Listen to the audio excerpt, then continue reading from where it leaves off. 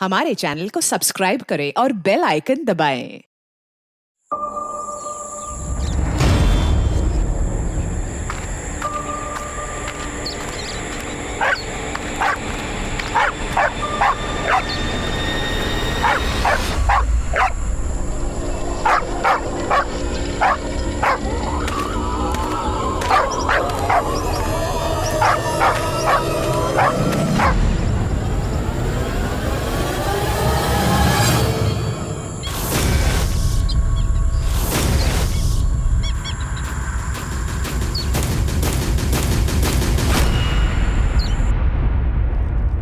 नमस्कार, crime petrol Dastak में आपका स्वागत है। एक कहावत है, एक शब्द करे 100 घाव। जुबान से निकला हुआ शब्द बड़े बड़े घावों से ज्यादा घातक होता है।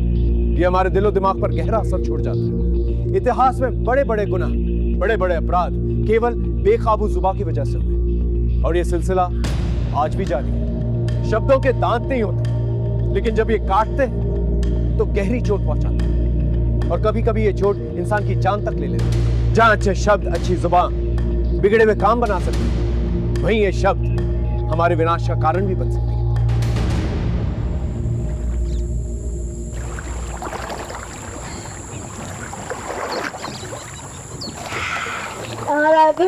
आज तो मजा आ गया। वेरी गुड, जल्दी आ जा।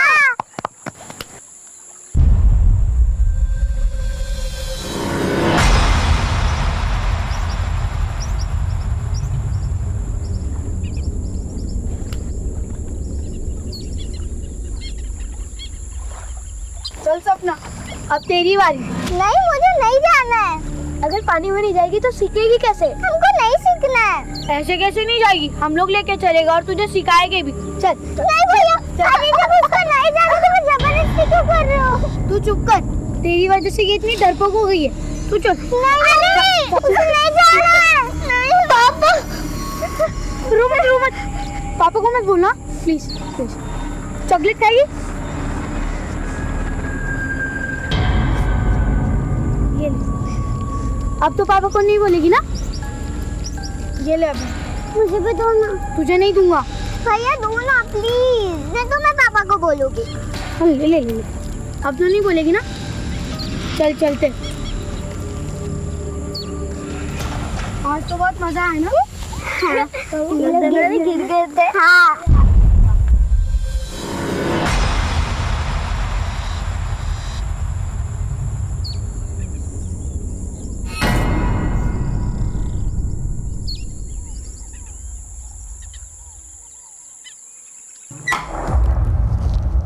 क्या खा रही है? दिखा ना, क्या खा रही है? दीदी चॉकलेट खा रही हूँ। आप भी खाओगे?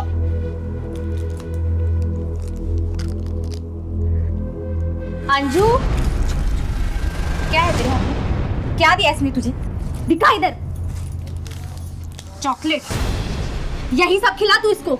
दांत खराब करना चाहती है ना तू इसके? मैंने नहीं दी उसे चॉकलेट। ज्यादा नाटक मत कर। माँ तो मर गई है, पर इस महारानी को छोड़ गई है मेरा खून पीने के लिए। तुम माँ को बीच में क्यों ला रही हो? मुझसे बात करो। क्या गलत बोला मैंने? हाँ, क्या गलत बोला? बोल। बस करो तुम तो। क्या है, क्या होगा तुम दोनों को? 2 दिन के लिए घर आता हो तो उसमें भी सुकून नहीं है।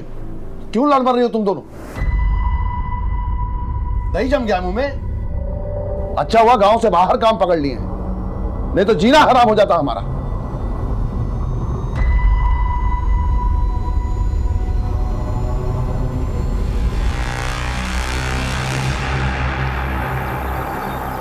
विक्रम, सपना, टिफिन रखो। मम्मी, इसे टिफिन देने का क्या फायदा? सब तो अंजू को खिला देती है। हाँ, जैसे भैया अभय को खिला देते हैं। क्यों? अंजू से दोस्ती नहीं छोड़ी अभी तक? और बच्चे नहीं है क्या स्कूल में दोस्ती के लिए? अब ये क्या कर रहे हैं? सुबह सुबह बच्चे शुरू हो गए। तुम लोग करो जल्दी। समझाओ इन्हें। चलो, स्कूल के लिए लेट हो रहा है। अच्छा ठीक है, अब से नहीं बोलूंगा पापा को। मुझे नहीं पता, तुमने अंजू के बारे में बोल दिया। मैं पापा को बोलूं क्या कि तुम नहाने जाते हो तालाब में? किसी ने सुन लिया तो घर में कंप्लेंट कर देंगे। क्या बोला तुम लोगों ने? तालाब पे गए थे? नहीं अंकल, नहीं गए थे हम लोग तालाब पे। झूठ मत बोलो, प्रिंसिपल मैडम को जाकर बोल दूंगा। प्लीज अंकल, प्रिंसिपल को मत बोलना ना। नहीं बोलूंगा। लेकिन तुम लोगों को हमारे लिए एक काम करना पड़ेगा।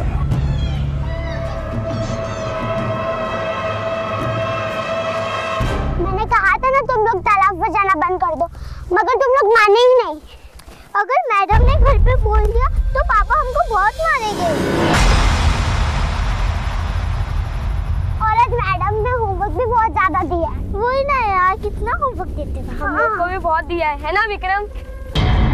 विक्रम विक्रम विक्रम भैया, विक्रम विक्रम कहाँ है तू? विक्रम कहाँ है? कहाँ है विक्रम? विक्रम विक्रम भैया, विक्रम अरे विक्रम कहाँ चला गया था तू? चलो चलो, मुझे एक बहुत अच्छी चीज मिली है, चलो तुम्हें दिखाते। अंजू तू घर जा। पर भैया आनो ना। ज्यादा अंजू की रट मत लगा, अगर तुझे चलना है तो चल, वरना घर जा। चल अब है। रुको भैया, मैं भी आ रही हूँ।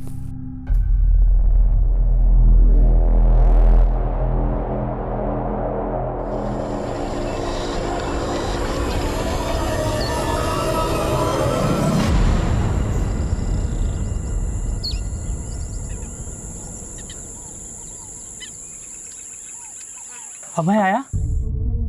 नहीं, रोज तो 12 बजे तक आ जाता था। हाँ, 2 बजने को आया। गांव में सब जगह ढूंढ ली पर कहीं नहीं है। तालाब पर देखा? हाँ, वहाँ भी नहीं है।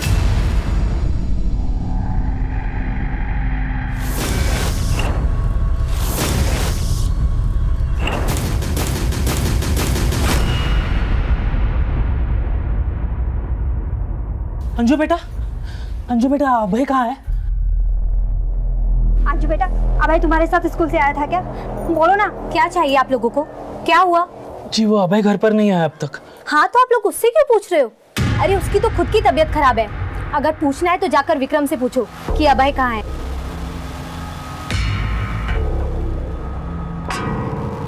बेटा आकर, बेटा आकर आकर आकर। हाँ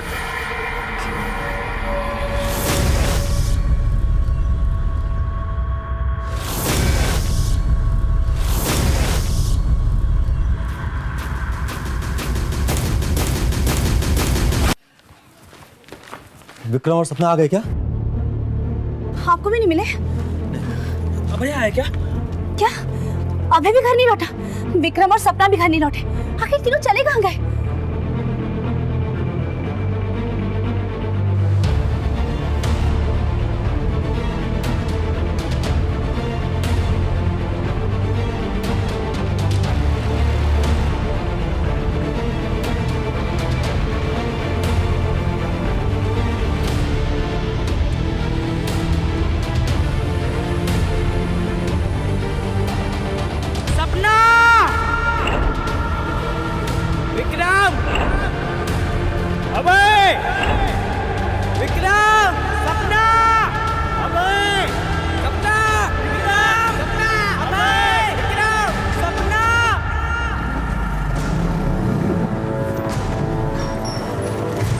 साहब कहाँ है? साहब कहाँ है? साहब नमस्ते। साहब हमारे बच्चे गायब हुए हैं। ये रही फोटो, उन्हें ढूंढ निकालिए साहब किसी भी तरह से। साहब 12 बजे स्कूल की छुट्टी हो जाती है, 2 बजे तक घर नहीं आए तो हमने तलाश शुरू की, हर जगह पता किया सर, स्कूल में भी फ़ोन किया, लेकिन सबने ये बताया कि 12 बजे छुट्टी के बाद बच्चे घर के लिए निकल चुके। घर में बच्चों को किसी ने डांटा था जिसकी वजह से वो घर से निकल गए, नाराज होकर अपने रिश्तेदार के घर वगैरह? नहीं सर, अभय के साथ तो ऐसी कोई बात नहीं, और ना ही हमारा कोई ऐसा रिश्तेदार है जिसके घर पर हो जाए। साहब सुबह हमने बच्चे को थोड़ा सा डांट दिया था, लेकिन साहब उसमें कोई ऐसी बात नहीं थी कि वो नाराज हो जाए। उनके दोस्तों से पूछताछ की? हाँ सर, गांव की ही कैलाश की बेटी है अंजू, वो भी उसी स्कूल में पढ़ती है, वो घर पर आ गई सर, लेकिन अब तक हमारे बच्चे नहीं आए।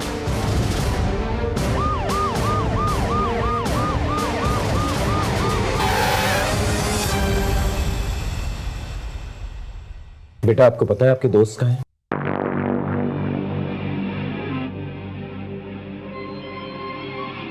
बेटा क्या आपको पता है कि आपके दोस्तों को क्या हुआ? कहाँ है वो? अंजू बेटा क्या हुआ? कुछ बोल ना अंजू।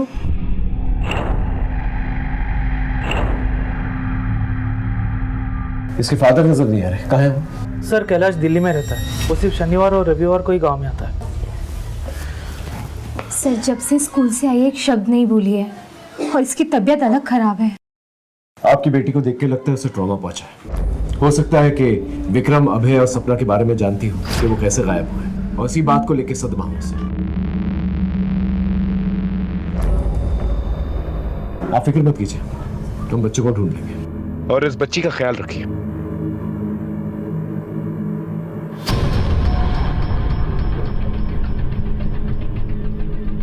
मनीष, तीन बच्चों का गायब होना कोइंसिडेंस तो हो नहीं सकता। एक काम करो मनीष, इस एरिया के जितने भी हिस्ट्री शीटर्स है ना, उन्हें उठाकर लेके आओ और इस गांव से स्कूल तक जितने भी रास्ते जाते हैं उन सबको सर्च करो, शायद कुछ मिल जाए। Sir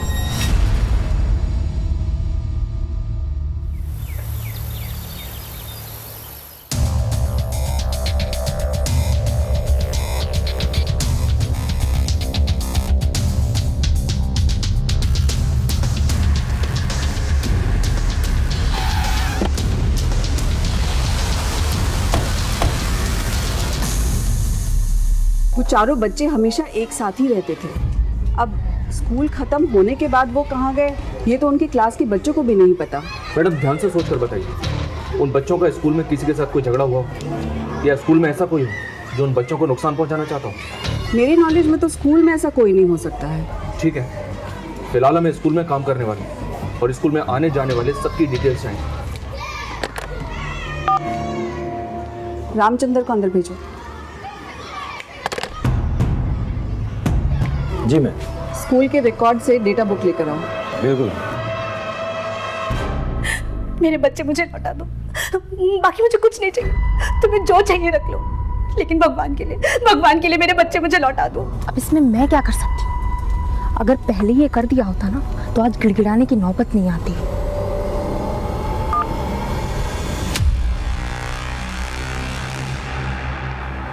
sir. हाँ मनीष। सर मैं स्कूल के एम्प्लॉयज़ का बैकग्राउंड चेक कर रहा था तो पता चला कि स्कूल का प्यून रामचंद्र उन्नाव के राजस्पुर थाने का हिस्ट्री शीटर है, रिपीटेड सेक्सुअल ऑफेंडर है, 2-3 बार जेल भी जा चुका है। और सर हमें स्कूल में देखने के बाद से ही गायब है, बिना किसी को कुछ बताए। अभी मोबाइल भी स्विच ऑफ है उसका। राजस्पुर थाने को कांटेक्ट कर और इस रामचंद्र को ट्रैक कर। सर अंजू की तबीयत कैसी है? बात करने लायक हुई? उसकी माँ से बात हुई अभी सर, उसने बताया अंजू की तबीयत ठीक नहीं है। तो वक्त हमारे पास कम है, ऊपर से बच्चों का कोई सुराग भी नहीं मिल रहा। Excuse me sir. हेलो, हाँ बोलो।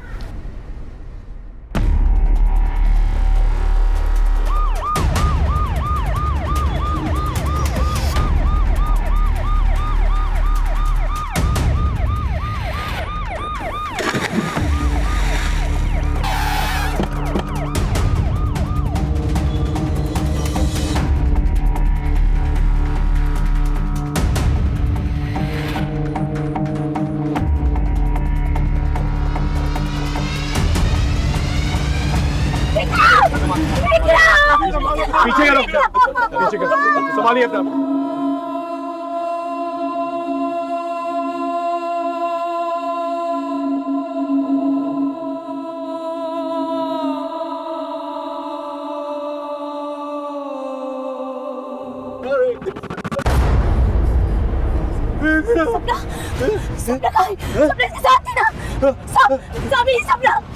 सपना मेरी बेटी। देखिए संभालिए अपना, संभालिए। देखा भाई, विक्रम को भी ले गई बुढ़िया। क्या बोला? कौन बुढ़िया? सर वो वही बुढ़िया जिसने विक्रम को मारा। साहब आप यकीन नहीं करोगे, ये 15 साल पहले की बात है। एक बुढ़िया का पोता इस तालाब में डूब के मर गया था और उसको बचाने में वो बुढ़िया भी। उसके बाद से जो भी बच्चा इधर आता है उस बुढ़िया की आत्मा से लेके जाती है। आप बकवास कर रहा है, अंधविश्वास फैला रहा लोगों में। सर ये अंधविश्वास नहीं, सच है। अभय और सपना भी है ना साहब, उसी बुढ़िया के पास है और उनको है ना कुछ हो गया है। इसे बहुत कुछ पता है, थाने लेके चलो इसे। साहब मैं तो बस सर शायद यहाँ बच्चे तैरने आए हों, विक्रम के डूबने के बाद डर गए हों और यहाँ से भाग गए हों, शायद इसलिए अंजू भी चुप है।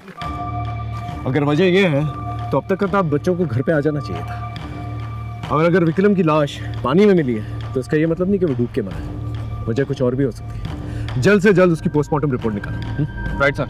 सर बाकी बच्चों का कुछ पता नहीं चला और विक्रम के स्कूल का बैग भी नहीं मिला। ठीक है, आसपास देखो, शायद कुछ मिल जाए। Okay sir.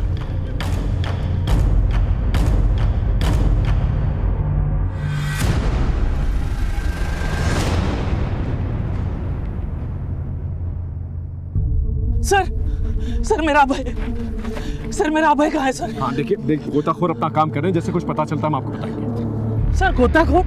क्या बात कर रहे हो सर? मेरा अभय अच्छे तरीके से तैर सकता है, वो कैसे डूब सकता है सर? नाटक करता है तू। तेरे बेटे के चक्कर में मेरा बेटा मरा, बताओ। पीछे हमें क्या पता सपना कहाँ है?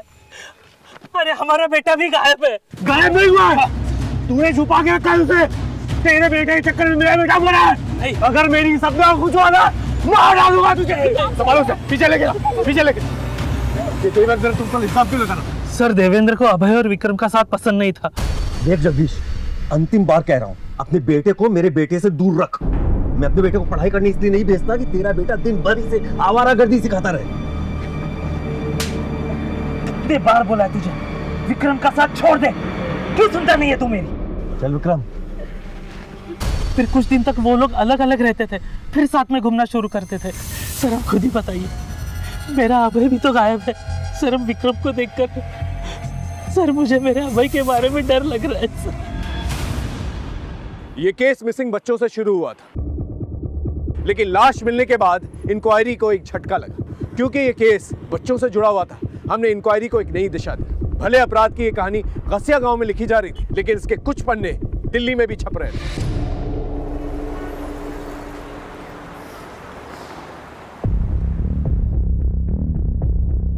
क्या बात है बेटा, आज काम पे नहीं जाना क्या? बस बाबा जा ही रहा हूँ। चलिए बाबा।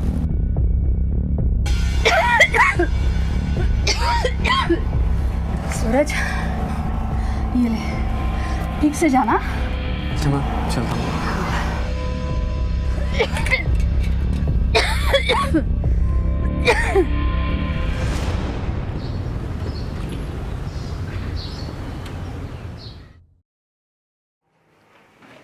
अभी तक बर्तन नहीं हुए, जल्दी करो, ये भी साफ करना है। हाँ, और ये देखो इसमें कितनी गंद लगी हुई है। ठीक है, तो फटाफट काम खत्म कर लो, और भी काम है।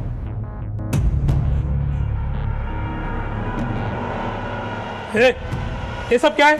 ठीक से साफ कर, अंधा है क्या?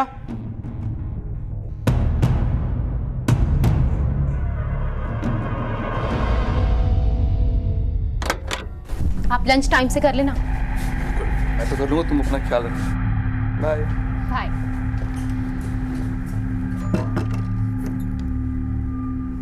सूरज, ये सब काम छोड़, चल अंदर आ।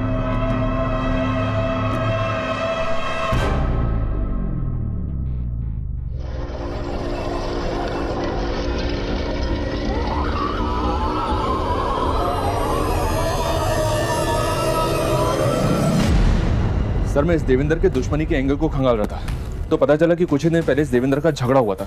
चांद से मार देने तक की नौबत आ गई थी। किसके साथ? बलदेव। सर ये बलदेव देवेंद्र के साथ ठेकेदारी करता था, इसी चक्कर में झगड़ा भी हुआ था। एक बात और है सर, जिस दिन बच्चे गायब हुए थे उस दिन देवेंद्र ने एक नंबर पे बात की थी, जो कि देवेंद्र के झगड़े को देखते हुए काफी अनयूजुअल है। बात सुनने को तैयार ही नहीं था देवेंद्र। दोस्त बोल बोल के पीठ पीछे छुरा भोग रहा था हमारे। साले सब 100 पैसा मैंने लगाया और टेंडर तूने तेरे नाम पर भर दिया। ए बलदेव, पैसा दिया तूने, गुलामी नहीं लिखवाई है मेरी। जो तू कहेगा वही मैं मानूंगा। क्या पैसा चिल्ला रहा है? अभी देता हूँ, बोल कितना पैसा है? पैसे से ये धोखा पटेगा नहीं देवेंद्र, भुगतोगे याद रखना। जहरीले नाक के बिल में हाथ डाला तूने। ए जहरीले नाक, ये जहर ना कहीं और जाके निकाल। इधर आएगा ना तो अभी फन भी कुचल के रख दूंगा। फिर फैमिली वाले टेंडर भरेंगे तेरी लाश के लिए, समझा? चल गल। देवेंद्र ने तेरी लाश का टेंडर निकाला और तूने उसके बच्चे का ही टेंडर निकाल दिया। विक्रम को मार दिया ना तूने। अब है सपना कहाँ है? सर ऐसा कुछ नहीं किया मैंने। मैं मानता हूँ कि गुस्से में मेरा और उसका झगड़ा हुआ था, लेकिन उस झगड़े के बाद मैंने अपने रास्ते उससे अलग कर लिए थे। कौन से रास्ते पे जा रहा था जो नैना से टकरा गया? सर ये क्या बोल रहे हैं? जिस दिन बच्चे गायब हुए थे उस दिन बातचीत हुई थी तेरी नैना के साथ। क्या बातचीत हुई थी दुश्मन की बीवी के साथ? हाँ सर, मैंने बलदेव को फोन किया था। अपने पति की तरफ से मैं माफी मांगती हूँ, लेकिन मेरे बच्चों को लौटा दीजिए। हाँ, आपका जो भी नुकसान हुआ है ना, मैं कैसे भी करके भर दूंगी, लेकिन भगवान के लिए मेरे बच्चों को लौटा दीजिए। मुझे लगा कि बलदेव देवेंद्र को सबक सिखाने के लिए ये सब कर रहा है, इसीलिए मैं अपने बच्चों की भीख मांग रही थी कि मेरे बच्चों को छोड़ दो, लेकिन उसने नहीं छोड़ा, मार दिया उसने मेरे बच्चे।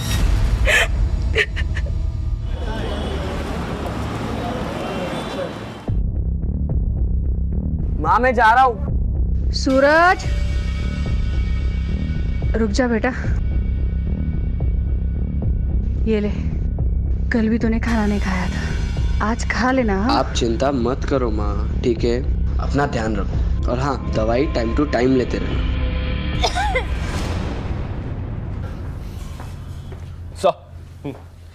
सर विक्रम की पोस्टमार्टम रिपोर्ट आ गई है।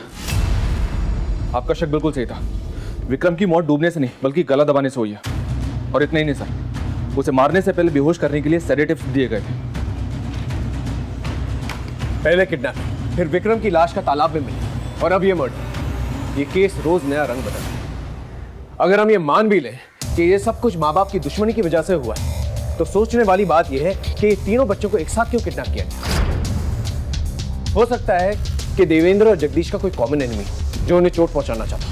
मनीष, हमें केस की रफ्तार को तेज करना है। हर एक गुजरते सेकंड के साथ अभय और सपना की जान को खतरा है। अंजू ने कुछ कहा? नहीं सर, आज सुबह ही उससे मिलने के लिए गया था, वो कुछ भी नहीं बोली। उसकी हालत वैसी की वैसी है।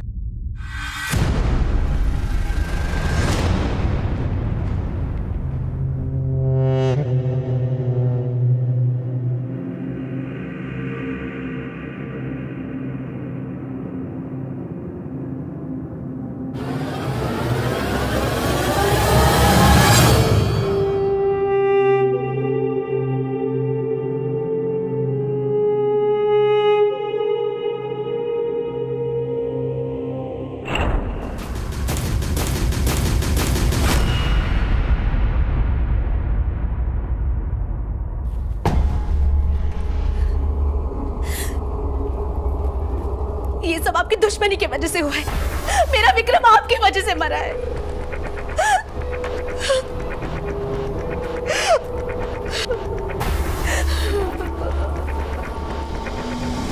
देख कैलाश, मेरा बेटा मरा, तेरी बेटी को मालूम है उसके साथ क्या हुआ था?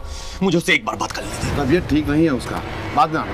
अरे कैलाश भैया बात को समझिए, तो सपना के जान को खतरा है, एक बार मिलने दीजिए ना। हम बोले ना तुमसे तबीयत ठीक नहीं है उसका। अरे जाने देना कैलाश, कैलाश समझ नहीं रहा, हमसे कुछ हो जाएगा। धमकी दे रहा है तुमको, धमकी दे रहा है। चल यहाँ से, हम भी देखते हैं कैसे मिलता तू अन्नू से। अब पता चलेगा तुमको औलाद का दुख क्या होता है। पुकार कैलाश, सपना को कुछ हुआ ना, मार डालूंगा तुझे। बात नहीं। चलो अंदर, अरे चलो ना। सरू कैलाश हमको अंजू से मिलने नहीं दे रहा है और आप भी अंजू के बोलने का वेट कर रहे हैं। तब तक सपना को कुछ हो गया सर, तब क्या होगा? वो तो चाहता ही कि हम तड़पे। वो क्यों ऐसा चाहेगा? सर बदला ले रहा है अपनी बेटी का। उसकी बेटी खुशी की शादी हमने शाम से करवाई थी, लेकिन शाम नालायक निकला।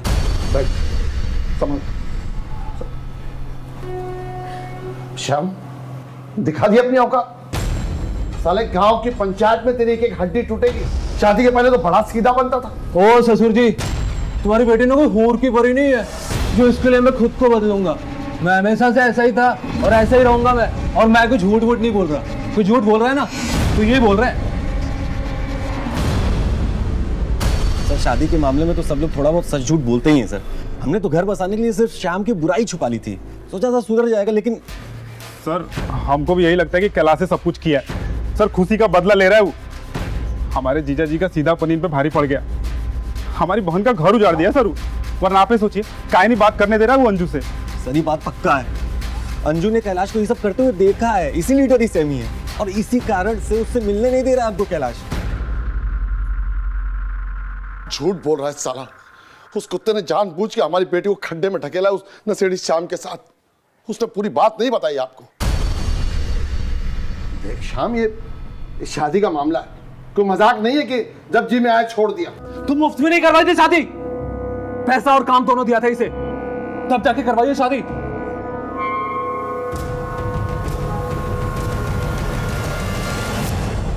तुम सौदा किया हमारी बेटी का? अरे नशे में है, हो जाएगा, ठीक हो जाएगा। तुमने भी भांग खा रखी है क्या? साले पहले तो पैसे लिए, अब मुकर रहे हो। साले दलाल भी तुमसे अच्छे होते हैं। क्या क्या कहा तूने? मैं दलाल कहा, साले दलाल।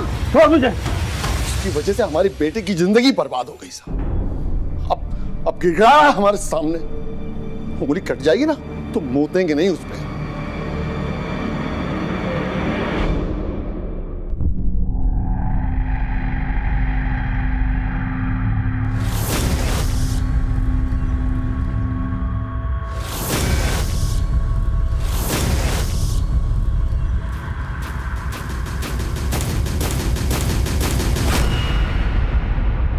देवेंद्र की बेटी सपना गायब है, कैलाश की बेटी अंजू कुछ बोल नहीं रही है, और ये दोनों के दोनों एक दूसरे को ब्लेम कर रहे हैं। मुझे तो दोनों के दोनों फ्रॉड लगते हैं। इन दोनों के बैकग्राउंड चेक करो। लेकिन सर गायब तो अभय भी है।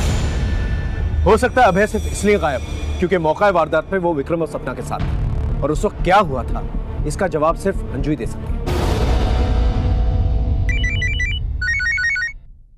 Excuse me sir. हेलो,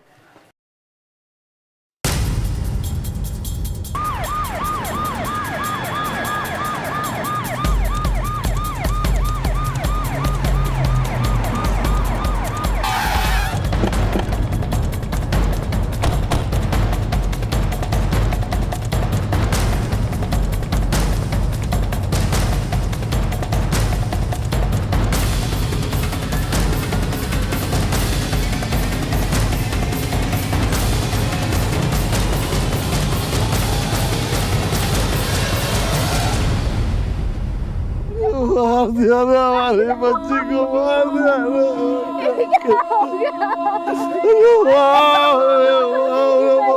बच्ची को मार दिया ना। ये क्या हो गया?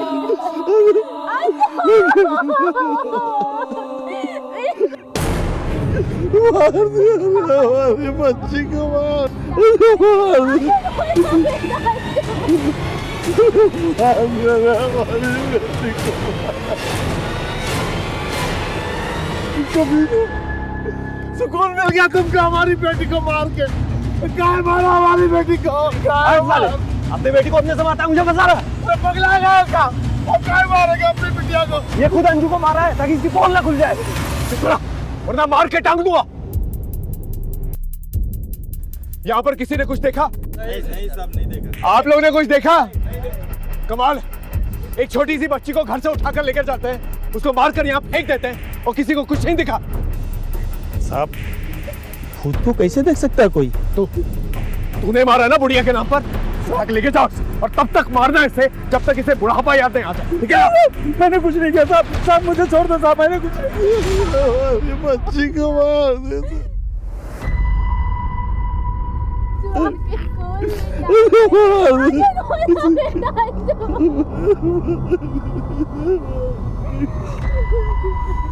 अंजू, अंजू,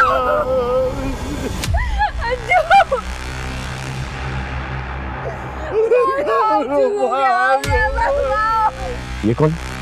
ये खुशी है सर, इस कैलाश की बड़ी बेटी। देवेंद्र ने इसकी शादी श्याम से करवाई थी। लेकिन इधर कहाँ से आया? घर तो उसका इधर है ना। इस खुशी के बारे में पता करो ये कहाँ से आ रही थी, और ये दोनों परिवारों की कुंडली निकालो। केस है कुछ और बनाया कुछ और जा रहा है, और ये गांव वाले कोई ना कोई खिचड़ी जरूर बना रहे हैं उस बुढ़िया के नाम पर। कष्ट बढ़ाओ गांव के अंदर।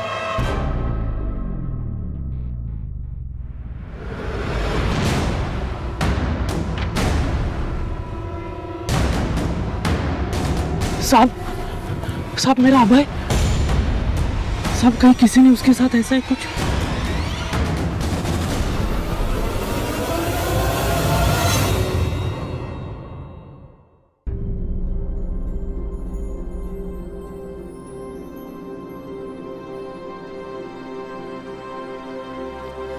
क्या हुआ?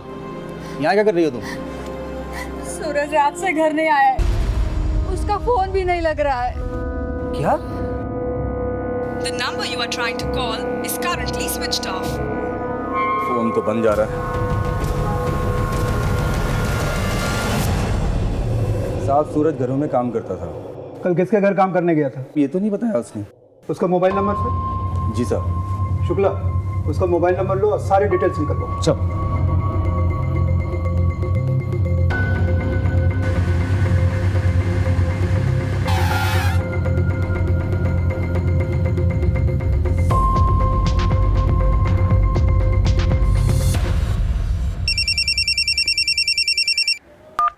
हाँ बोलो। एक इन्फॉर्मेशन मिली है सर, कुछ दिन पहले देवेंद्र ने अपने साले गोपाल को किसी बात पे बुरी तरह से पीटा था। बुलाओ उसे, पूछते क्या मामला। Okay sir. हाँ सर, एक बार जीजा जी मारे थे हमको। इतना जरूरी था बैंक में पैसा जमा करना? पार्टी के सामने नाम खराब करके रख दिया मेरा। माफ कर दीजिए जीजा जी, आइंदा ऐसा नहीं होगा। अरे कभी तो दिमाग से काम किया कर यार।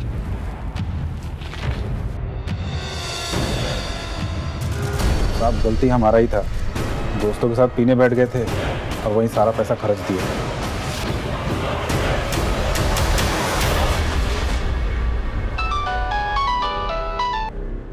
बोलो शुक्ला। सर, इस लड़के सूरज ने कहीं भी 2 या 3 दिन से ज़्यादा काम नहीं किया है। ये कैसे नौकरी है? खैर, उस लड़के के और डिटेल्स निकलवाओ और अपने खबरियों को अलर्ट करो।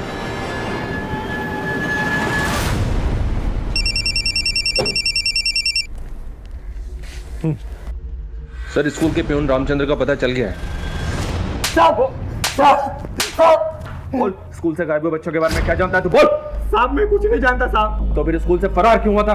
साहब मैं उस दिन अपने दोस्त को लूट कर निकला था, तो मुझे लगा आप लोग उसी की केस के सिलसिले में मुझे उठाने के लिए आए, इसलिए मैं वहाँ से भागा था साहब। साहब बच्चे जाते हैं तालाब पर, मैं उन्हें सिर्फ डरा धमका कर 10-20 रुपये लेता हूँ अपने बीड़ी तंबाकू के खर्च के लिए। बाकी साहब मैं ये सब काम नहीं करता हूँ साहब। आपको यकीन ना हो तो मेरे मामा को फोन करके पूछ लिए, मैं वहीं पे था साहब। सर। हाँ मनीष, स्कूल का प्यून रामचंद्र में लखनऊ में मिल गया था, यहाँ लाकर उसकी जमकर तोड़ाई की। क्या बोला? कुछ नहीं सर, एक ही बात पर अड़ा है कि वो बच्चों के बारे में कुछ नहीं जानता। उसका कहना है कि वो अपने मामा के घर पर ही था, हालांकि अपने ऊपर लगे लूट के सारे इल्जाम उसने कबूल कर लिए। ठीक है, उसके मामा के घर से क्रॉस चेक करो और जिस थाने में उसका केस चल रहा है उन्हें इन्फॉर्म करो। Okay sir.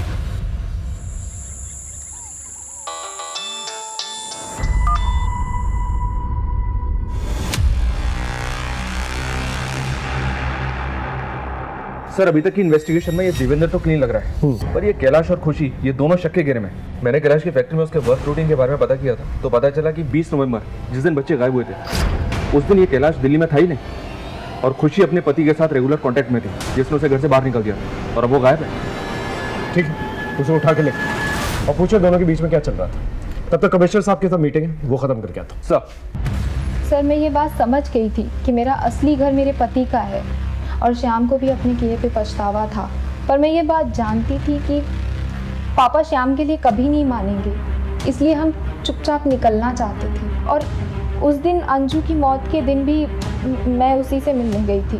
जिस पति ने तुम्हें अपने घर से निकाल दिया, उसी पति के घर में तुम फिर से जाना चाहती थी? सर, मैं अपनी सौतेली माँ के तानों से तंग आ चुकी थी। माँ तो मर गई है, पर इस महारानी को छोड़ गई है मेरा खून पीने के लिए, और इसलिए तुमने अपना बदला ले लिया और उसकी बेटी को मार दी। नहीं सर, मैं ऐसा सोच भी नहीं सकती। उल्टा अंजू के तो मेरे ऊपर एहसान थे। कब आकर के रखती है मेरी जिंदगी? थक जाऊं मैं, समझा थक जाऊं मैं। इस बात तो सिर्फ मार रहा हूँ और अगली बार छोड़ूंगा नहीं, सीधा मार डालूंगा।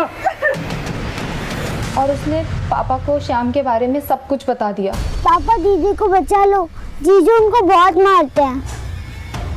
मगर जब पापा को पता चला तो वो मुझे अपने साथ घर ले आए, और अगर मैं घर नहीं आती तो श्याम कभी नहीं सुधरता। और ये सब कुछ अंजू की वजह से हुआ।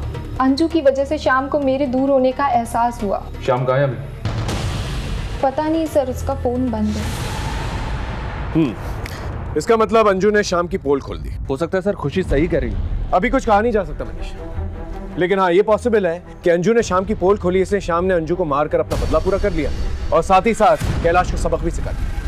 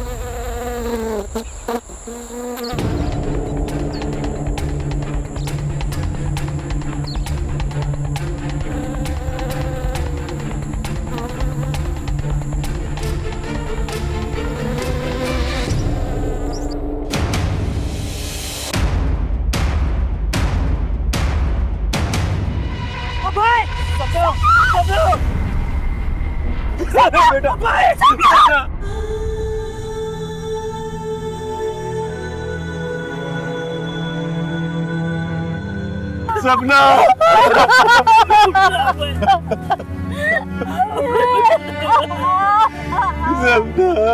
ले लिया बदला। मैंने बार बार बोला था उस कैलाश के बारे में आपको, ले लिया बदला। नितिन, इस कैलाश की कोई डिटेल्स निकलवाओ तुरंत।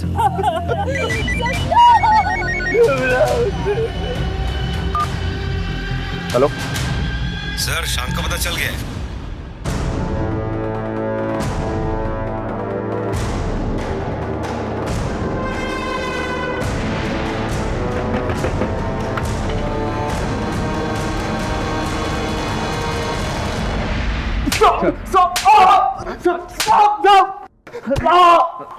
बोल, क्या कहानी है तेरी? कैसी कहानी की बात कर रहे हो? मैं कोई गुमराह भी नहीं कर रहा आप लोगों को। मैं तो काम से बाहर गया था और मेरा मोबाइल पानी में गिर गया था। अंजू ने तेरा पर्दाफाश किया तो तूने अंजू को ही मार दिया है और कैलाश से बदला भी ले लिया। क्यों? मैं किसी को मारूंगा क्यों? और सर, अगर मैंने मारा होता तो क्या मैं आपको घर पे ऐसे मिलता? अभी आपको यकीन नहीं हो रहा तो आप मेरे कंपनी में फोन करके पूछ सकते। मैं उनके काम से ही बाहर गया था। इसको अंदर ही रखो और अच्छी तरह से तोड़ो। सर, ये सूरज की कॉल डिटेल्स हैं।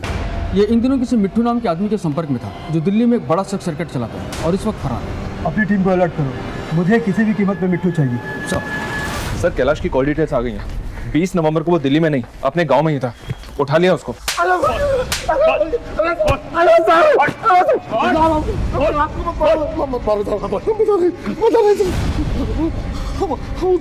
गाँव आए थे साहब, लेकिन हम अपने घर नहीं गए थे क्योंकि हमारे घर में बहुत अशांति रहती है साहब। हमारी बीवी और बेटी बहुत लड़ते हैं साहब। तुम माँ को बीच में क्यों ला रही हो? मुझसे बात करो। क्या गलत बोला? बोल। बस करो तुम तो। इसलिए हमको बहुत टेंशन होता है साहब। तो हम वो औरत के घर जाते हैं सर। इसलिए अपनी बेटी का घर बचाने का ढोंग कर रहा था कि तेरा दामाद जो है तेरी बेटी का ख्याल नहीं रखता और तो खुद क्या मिसाल कायम कर रहा अपनी बेटी के लिए। साहब, हमें एक बार फिर से कह रहे हैं साहब, इस सब देवेंद्र किया है साहब। चुप! तू हमें बताएगा कि गुनाह किसने किया किसने नहीं। बंद करो साहब। हम क्या कह रहे हैं ना साहब? ये केस या मुरादनगर थाने में हमारे लिए मुश्किलें पैदा कर रहा था। ऊपर से हम पर दबाव भी बना हुआ था। मुजरिम को अक्सर ये लगता है कि वो गुनाह करके निकल जाएंगे और पुलिस वाले उनका कुछ भी नहीं बिगाड़ पाएंगे, लेकिन वो ये भूल जाते हैं मुजरिम एक हो या टोली, कानून का हर एक सिपाही उन पर नजर रखा हुआ है। उनकी किस्मत उनका साथ जरूर देती है, लेकिन किस्मत तो किस्मत है। किस्मत हमारा भी साथ देती है।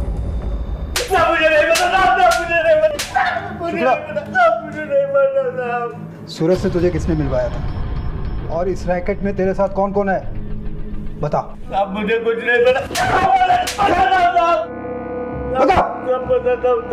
मैं ही बेचता था। इस टैक्स रैकेट के चक्कर में उस लड़के को आखिरी बार मैंने ही एक कस्टमर के पास भेजा था। उसके बाद से वो लापता है साहब। बोल। मैंने ही बुलाया था उसने सूरज को। सूरज, ये सब काम छोड़, चल अंदर आ।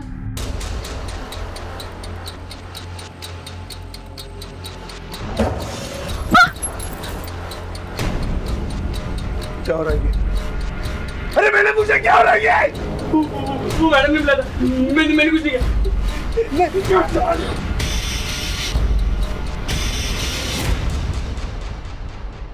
मैंने उसकी लाश को बिशनपुरा के जंगल में ठिकाना लगाया था साहब। सूरज तो फिर भी उम्र में बड़ा था सर। मिट्टू तो मेरी सहेलियों के पास छोटे छोटे बच्चों को भेजा करता था। सूरज से तुझे किसने मिलवाया था और इस रैकेट में तेरे साथ कौन कौन है?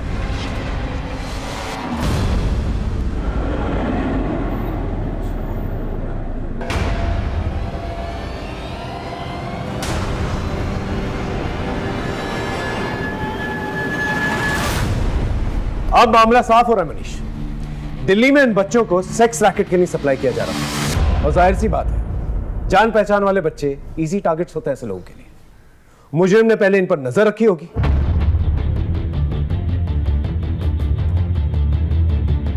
और बाद में इनका भरोसा जीता होगा।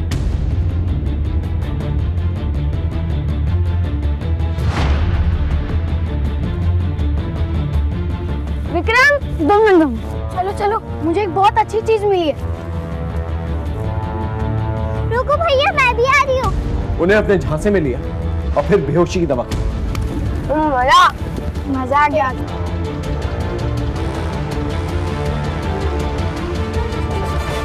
अगर ये ट्रैफिकिंग का ही मामला है सर, तो वो लोग बच्चों को लेकर क्यों नहीं गए? उन्हें मार क्यों डाला? ऐसा हुआ होगा कि मुजरिम ने बेहोशी वाली चॉकलेट सभी बच्चों को दी है। तीनों बच्चों ने खाई सिवाय अंजू, इसलिए अंजू इस जुर्म की चश्मदीद गवाह बनी।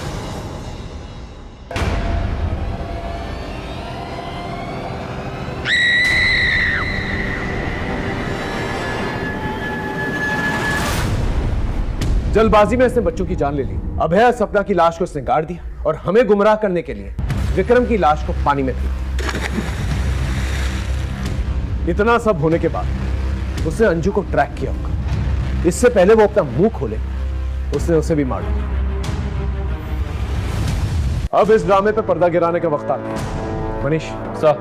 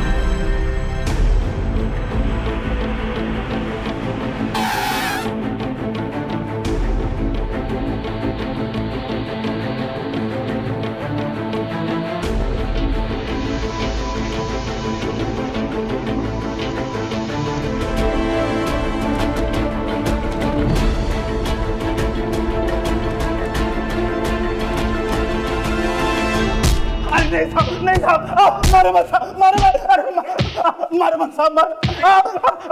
मनीष बोल। बता रहे साहब, बता रहे साहब। साहब हम अपनी पत्नी छाया से बहुत प्यार करते थे, लेकिन काम धंधा ना होने की वजह से वो हमको छोड़ के जा रही थी। लेकिन हमको पूरा उम्मीद था कि हमारा जीजा हमारी मदद करेगा साहब, लेकिन सही किया तुमने, बिल्कुल सही किया। जब तुम इसे छोड़ के जाओगी इसे अकल आएगी, ये कमाना शुरू करेगा। क्या क्या घूर रहा है? घूरने से कुछ नहीं होगा, तेरी भलाई के लिए कह रहा हूं। जरा सोच कि बच्चे होते क्या खिलाता तू, भूखों मरते वो। छाया तुम जाओ, और जब इसे अकल आ जाए ये कमाना शुरू करे तब वापस आना। छाया चली गई, लेकिन उसको वापस लाने के लिए हमको काम धंधा शुरू करना था, लेकिन हमारे पास पैसा ही नहीं था साहब। हमारे जीजा के पास बहुत पैसा था, लेकिन भीख मांगने की आदत पड़ गई इसे।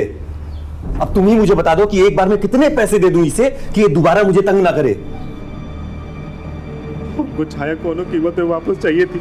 हमारा जीजा तो हमारी मदद किया नहीं, इसलिए हम दिल्ली चले गए, लेकिन वहां भी हमको कोनो काम धंधा नहीं मिला। तभी मिट्टू हमको सेक्स रैकेट का रास्ता दिखाया।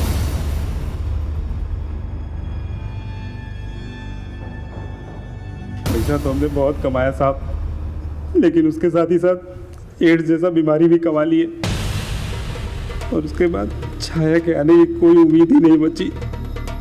और उस मोड़ पर जीजा हमारी मदद कर सकता था जब हम अपनी जिंदगी में गलत कदम उठाए, लेकिन मदद करना तो दूर, उल्टा कदम कदम पे वो हमारी बेइज्जती करता था। तभी हमने फैसला लिया कि जिस तरह छाया हमारी जिंदगी से दूर चली गई, उसी तरह हम उसकी जिंदगी से भी उसकी कीमती चीज दूर कर देंगे। तभी हम एक प्लान बनाए और उसके बच्चों पे नजर रखना शुरू कर दिए। हमको खाली विक्रम और सपना को मारना था, लेकिन अभय भी उनके साथ आ गया, इसलिए हमको उसको भी मारना पड़ा। और ये सब करते हुए अंजू हमको देख ली।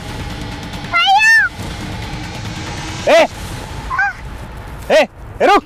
उस दिन तो अंजू जंगल से बच के भाग गई, लेकिन उनको जैसे ही मौका मिला हम उसको भी मार दिए। इन सारी कही हुई बातों के लिए जिम्मेदार तो अपने जीजा जी को ठहरा रहा है। उन सारी बातों का जिम्मेदार तो खुद है। भले उसने जो कुछ भी कहा तुझे पसंद नहीं आया, लेकिन उसने जो कुछ भी कहा बिल्कुल सही था। तेरी वजह से सिर्फ एक नहीं बल्कि 4-4 घरों में अंधेरा हुआ। अब सारी जिंदगी अंधेरे में गुजार।